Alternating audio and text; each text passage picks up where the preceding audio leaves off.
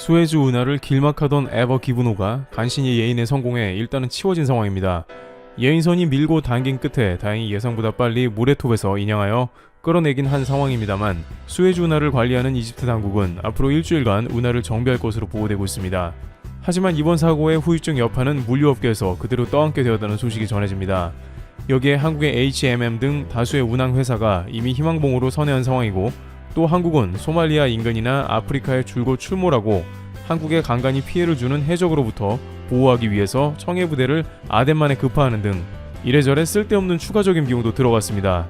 이러한 구상권까지 모두 일본 선주나 보험회사에 청구해서 받아내야 한다는 의견이 나오고 있습니다. 보수적으로 잡아도 하루에만 5천억 원의 피해가 나왔다고 합니다. 그러나 보상받기까지 매우 힘들고 어려운 시간을 보낼 걸로 관측되고 있습니다. 이는 수에즈 운하 길막 사건 일본 선주인 쇼헤이 기성과 보험회사 간의 책임 공방이 본격적으로 시작되기 때문인데요.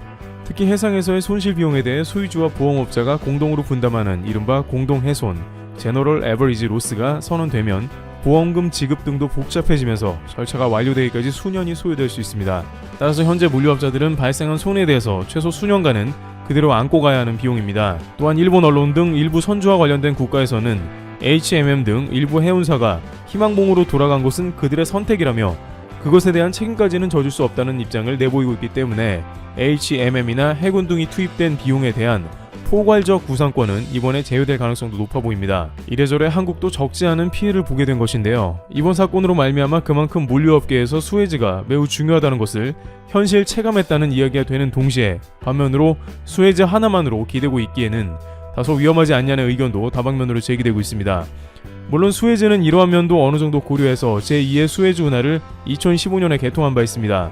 그들은 길을 두 갈래로 내어 물량을 둘로 갈라서 더욱 원활한 운하 통과를 보장한다고 발표했습니다. 매년 수조원을 단순 운하 통과세로만 벌어들이는 이집트에서는 수입 확대의 기대로 축제가 벌어지기도 했었는데요.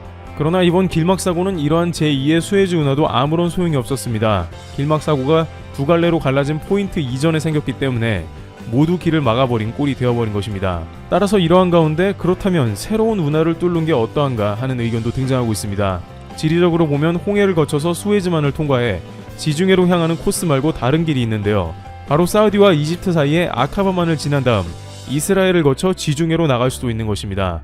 갑자기 무슨 엉뚱한 의견인가 할 수 있는데요. 사실 이러한 논의는 매우 오래전부터 제기된 바 있습니다.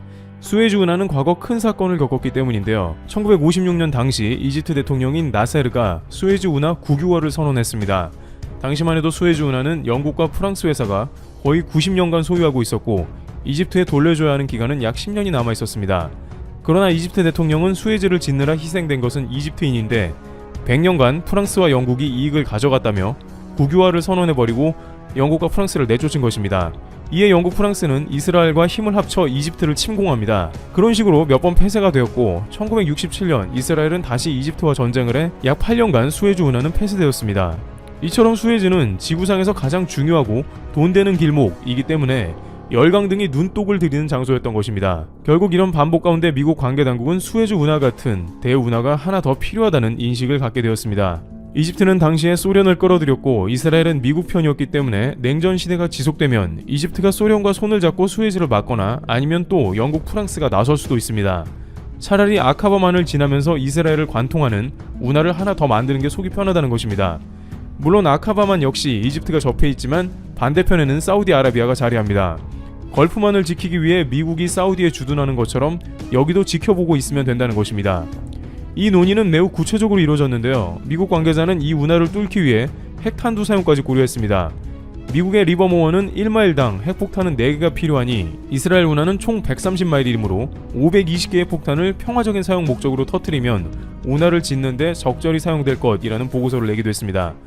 물론 이는 핵무기 사용 후에 후유증을 고려하지 않은 다소 황당한 발상이라고 할 수 있습니다만 당시만 해도 산악지대가 가득한 이스라엘에 운하를 만든다는 것이 거의 불가능해 보였기 때문이기도 합니다. 이집트는 거대한 그레이트 비터 호수가 있는 등 평야지대로 중간중간 물길을 내기가 더 수월한 환경이기 때문에 1869년에 수에즈 운하를 개통할 수 있었던 이유였던 것입니다. 게다가 과거에도 있었지만 이러한 지정학적 위험은 지금도 여전히 존재하고 있습니다. 이란의 군함은 2012년에 수에즈를 통해 지중해로 처음 진출하면서 이스라엘을 긴장시켰습니다. 이스라엘은 수차례 이란의 수에즈를 통과하지 말라고 경고하는 등 중동 정세에도 영향을 끼치는 것입니다.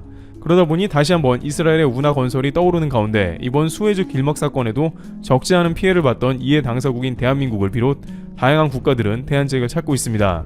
특히 최근 한국은 물류와 에너지 이동의 중심인 중동에서 한 차례 큰 피해를 겪은 바 있습니다.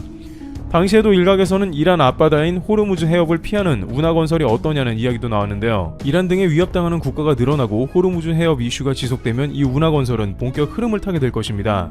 아랍에미리트 역시 내부적으로도 운하 건설을 여러 차례 검토했으므로 지정학적 요인을 무시할 수는 없습니다. 한국은 아랍에미리트와 역대 최고의 우방국의 관계를 갖고 있으며 운하 건설 시 양국이 협력할 것은 당연할 것으로 보입니다. 이스라엘에도 비슷한 의견이 나오고 있습니다. 게다가 이스라엘이 이 지점에 운하를 건설하게 되면 수에즈와 같이 매년 적지 않은 수입이 발생하게 됩니다. 또한 이스라엘은 이미 홍해와 사해를 연결하는 대수로 공사 프로젝트를 요르단 당국과 진행하기로 했습니다. 이것은 지중해 연결 프로젝트가 아니고 2050년경에 사해가 말라붙어 버릴 위험이 제기되고 있기 때문에 홍해의 바닷물을 사해에 공급시킨다는 계획인 것입니다. 또한 부가적으로 물길을 뚫어 여러 사업을 전개합니다. 여기에는 이미 한국 수자원공사를 비롯해 중국, 일본 등 각종 컨소시엄 등이 낙찰을 받기 위해 대기 중입니다. 2017년엔 이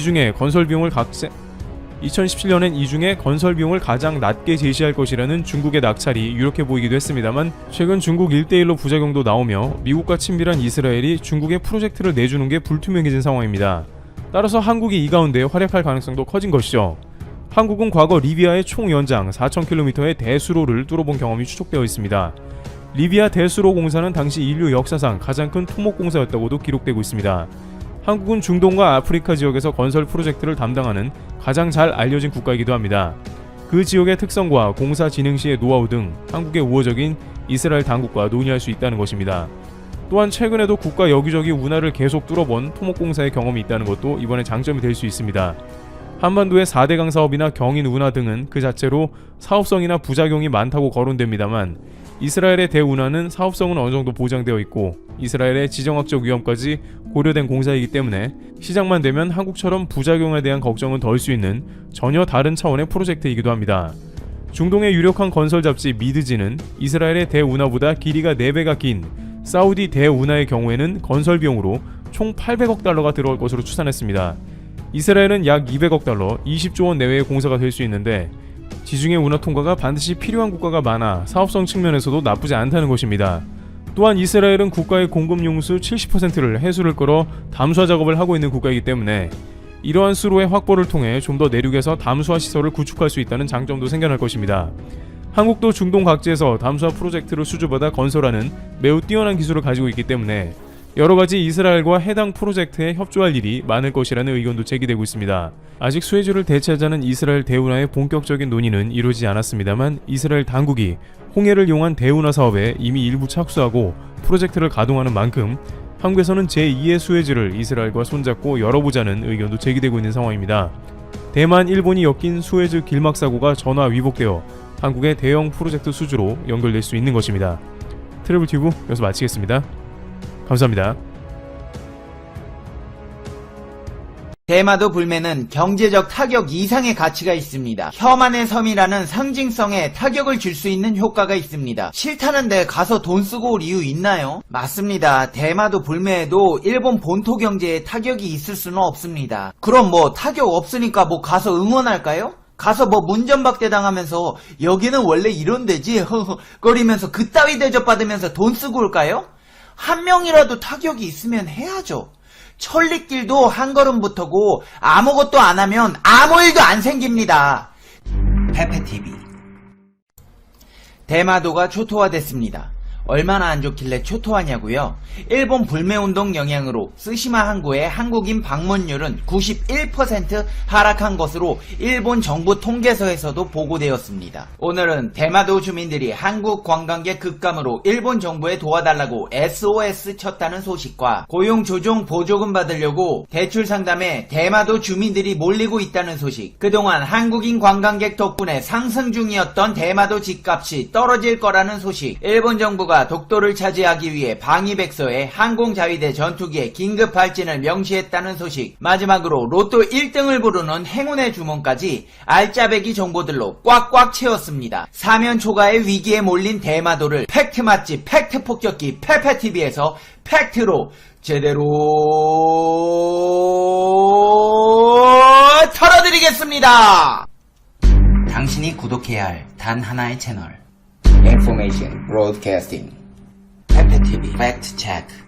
한국인 관광객 91.9%가 급감한 대마도 주민들이 일본 정부에 도와달라고 SOS를 치고 있습니다. 한국인 관광객이 많이 찾던 일본 대마도가 최근 한국의 일본 여행 불매운동의 직격탄을 맞았습니다. NHK, 교도통신 등 일본 언론에 따르면 에토 세이이치 일본 해양정책 담당상은 한국인 관광객이 대폭 감소해 지역 경제가 어려움을 겪고 있는 대마도를 방문해 주요 관광지를 시찰했습니다. 이런 현상은 일본 정부에서도 대마도 사태에 대해 심각한 상황으로 받아들이고 있다는 의미입니다. 히타카스 나오키 대마도 시장은 에토 담당상과의 면담에서 관광객 감소가 지역 경제에 심각한 영향을 미치고 있다라며 관광객 유치를 위한 홍보 활동과 관광지 정비 등을 위한 재정 지원을 요청했습니다. 에토 담당상은 대마도의 요청을 진지하게 받아들이고 구체적인 해결책을 검토하겠다라며 일본이 한국인 관광객을 배척하는 것이 아니므로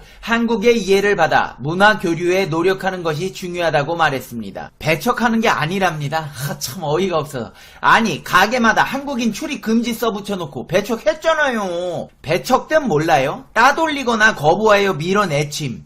완전 위로 내쳐놓고 이게 배척이 아니면 뭐예요? 누가 두 번 속을 줄 아나? 대마도 망하든 말든 알바야 쓰레빠야. 안 가요 안 가. 이날 일본 정부 관광국이 발표한 주요 공항 항구별 한국인 관광객 방문 통계에 따르면 지난달 대마도의 이즈하라항으로 일본에 입국한 한국인은 1100명으로 1년 전과 같은 기간 비교해 무려 91.1% 감소했습니다. 대마도의 히타카스항을 방문한 한국인도 1년 전보다 76.4% 감소한 6,500명으로 나타났습니다. 한국과 지리적으로 가까워 외국인 관광객의 대부분이 한국인이었던 대마도는 지역 경제의 타격이 불가피합니다. 한국인 관광객이 자주 찾던 간사이 국제공항도 69,800명으로 53.8% 감소했으며 수도 도쿄의 나리타 공항과 하네다 공항은 각각 27.1%, 20.2% 감소한 것으로 나타났습니다. 한편 이렇게 한국 관광객 급감에 비상이 걸린 일본 대마도에서는 관광업자들을 대상으로 대출 상담회를 개최했습니다. 한일 관계가 악화되면서 한국인 관광객이 급감한 대마도 사업자들을 위해 나가사키현이 대출 상담회를 열었습니다. 대마도의 한국인 관광객 급감에 따른 수입이 줄어들자 대출이라도 해서 생계를 꾸리겠다는 사람들이 모였습니다. NHK 보도에 따르면 전날 나가사키현은 대마도 지역 중소기업을 대상으로 자금 융통을 지원하는 새로운 융자 제도와 보조금에 대한 설명회를 열었습니다. 호텔, 버스회사, 음식점의 경영자 등이 설명회에 참가했습니다. 나가사키현 담당자는 한 기업당 3억 3,400만 원을 한도로 기존 1.95%보다 낮은 1.3%의 금리로 자금을 빌려주는 새로운 융자 제도를 만들었다고 소개했습니다. 아울러 나가사키현 노동국 담당자는 일정 조건을 만족하면 직원의 휴업수당의 3분의 2를 국가가 부담하는 고용조정보조금을 받을 수 있다고 설명했습니다. 와, 근데 지원은 확실히 좋네요. 금리가 1.3%밖에 안 되고 직원 휴업수당의 3분의 2를 지원해주다니 진짜 엄청난데요? 대마도는 부산에서 배로 1시간이면 접근할 수 있는 곳으로 한일 관계 악화 영향이 특히 심각하다고 NHK는 지적했습니다. 지난 8월 국제항로를 통해 일본을 방문한 한국인은 약 7,600명으로 지난해 동기 대비 80%가 감소했습니다. 일본 정부 관광국에 따르면 지난달 이즈하라항을 통해 입국한 한국인은 1,100명으로 지난해 동기 대비 91.1% 감소했습니다. 상황이 심각해지자 해양 정책을 담당하는 에토 세이이치 오키나와 북방 담당상은 대마도시를 방문해 관광시설을 시찰하고 히다가스 나오키 스시마 시장과 면담했습니다. 히다가스 시장은 에토 오키나와 북방 담당상에게 관광객 감소로 지역 경제가 심각한 영향을 받고 있다며 대마도시에 대한 정부의 재정적인 지원을 요구했습니다. 근데 어떡하나요? 대출 좀 더 받으셔야겠습니다. 앞으로 대마도는 땅값도 떨어질 겁니다. 최근 일본 국토교통성이 전국 주요 지점 공시지가를 발표했습니다. 도쿄, 오사카, 나고야 3대 도시권을 뺀 지방권 상업지의 평균 가격이 28년 만에 오른 것으로 나타났습니다. 땅값이 많이 오른 이들 지역의 공통점은 바로 인기 관광지라는 겁니다. 관광이 지가를 올리는 중요한 이유가 된 것입니다. 한국인이 많이 찾는 대마도에서도 이즈아라초가 이번 조사에서 지가가 올랐습니다. 한국인 관광객은 지난해에만 41만 명이 대마도에 가 외국인 관광객의 4분의 3을 차지했습니다. 1990년 인구가 4만 6천 명이던 이 지역은 올해 3만 명까지 인구가 줄어들면서 관광산업이 지역 경제에 매우 중요한 역할을 합니다. 한국인 관광객이 급증하면서 대마도의 두 개 항구는 일본 내 외국인 입국자 수 1위, 3위를 차지하는 국제항구로 자리잡기도 했습니다. 그러나 문제는 그 지속성입니다. 이번 땅값 통계는 한국에 대한 수출 규제가 있기 직전인 7월 1일 기준 수치입니다. 일본 아사히 신문은 관련 기사에서 앞으로 우려되는 점으로 무역 분쟁으로 인한 기업 실적 다음 달 일본 소비세의 증가, 그리고 관광 문제를 뽑았습니다. 아사히는 이번 조사에서는 한국에 대한 수출 규제로 관광객 감소가 반영되지 않았다면서 일본 관광 침체가 부동산 시장에 찬물을 끼얹을 수 있다고 지적했습니다. 최근 JNTO 공식 통계에서 8월 한국인 관광객은 전년비 48% 급감했습니다. 이에 따라 같은 달 전체 외국인 관광객도 11개월 만에 감소했습니다. 일본은 내년 도쿄올림픽을 계기로 2년 만에 1,000만 명을 늘린 4천만 외국인 방문을 목표로 하지만 빨간물이 들어온 셈입니다. 현 상황은 정치적인 선택이 나비 효과를 낳으며 이러한 바람이 쉬워 보이지 않습니다. 대마도 주민들은 관광객들로 땅값이 올라 싱글벙글했지만 한국인이 안 가는 대마도의 공시지가 하락은 인과응보라고 할 수 있습니다. 이 와중에 일본 정부가 올해 방위백서에 독도는 일본 땅이라는 주장을 되풀이하면서 독도 상공에서 충돌 발생 시 항공 자위대 전투기의 긴급 발진 가능성을 처음으로 적시했습니다. 독도 영유권 주장을 실천하기 위해 군사적 행동까지 시사한 것으로 외교부와 국방 단호하게 대응하겠다고 밝혔습니다. 일본 현지 언론 등에 따르면 일본 정부는 이날 가기에서 채택한 2019 방위백서 일본의 방위에 지난 7월 러시아 조기 경보 통제기가 독도 인근 한국 영토를 침범해 한국 공군 전투기가 경고 사격으로 대응한 사건을 언급하며 우리나라는 영공 침범을 행한 러시아 정부와 러시아기에 대해 경고 사격을 행한 한국 정부의 외교 루트를 통해 항의했다고 썼습니다. 그러면서 독도 인근 영공은 일본 영공이라는 일방적인 주장을 펼치면서 영공 침범에 대비한 경계와 긴급 발진 항목에 일본이 규정하는 영공 침범 행위에 대응할 수 있는 것은 항공 자위대뿐이며 자위대법 제84조의 기반을 두고 우선적으로 항공 자위대가 대처하고 있다고 주장했습니다. 자위대법 84조는 외국 항공기가 국제 법규나 항공법 등을